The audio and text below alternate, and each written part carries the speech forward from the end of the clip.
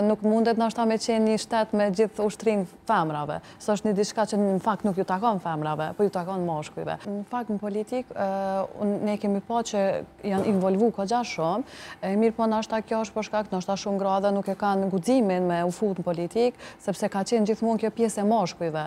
Ndoshta prandaj edhe nuk është se e marrin atë guximin me u fut në atë pjesë. Ose shumë shpesh e përmendet pjesën e ushtrisë.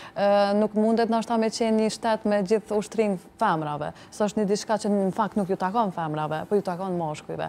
Mirë po edhe për politikën, unë po mendoj që kanë avancu kogja shumë për këtë pjesë. Mirë po ju vetëm për politikën, po dhe në shumë sfera tjera, që mundem nështë me i cikë që gratë e kanë ngritë zonën edhe janë shumë të suksesshme. Patjetër.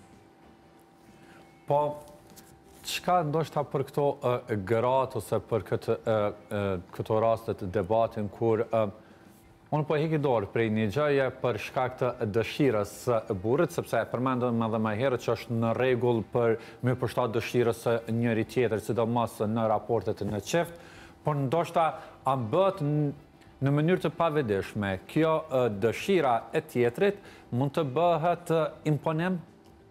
A ka gratëna që jo është bërë kjo dëshira burrit imponuese edhe në mënyrë të pavedishme, çdo gjë që do burri ajo vetëm e bën?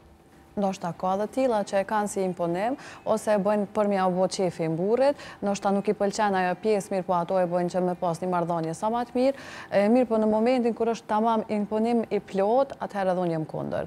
Sepse secili kemi drejtat tona, dëshirat tona, edhe zgjedhim për veten dhe për jetën se si duam ne me jetu dhe çka duam me bë, cilën zgjedhje duam me bë, pa marrë parasysh për çka është fjala. Roland? Në momentin që krijon një lidhje dhe krijon një partneritet burr, gru, duhet me kuptu që asnjëri nuk kemi të njëjtë. Asnjëri nuk vim për një jetë të njëjtë. I kemi teket tona, i kemi ato që ndoshta kanjëherë ne nuk mundemi me i bo, çka mundet me i bo nusja jam për shembull. Ajo çka do me bo, ndoshta unë s'kam qef hiç me bo.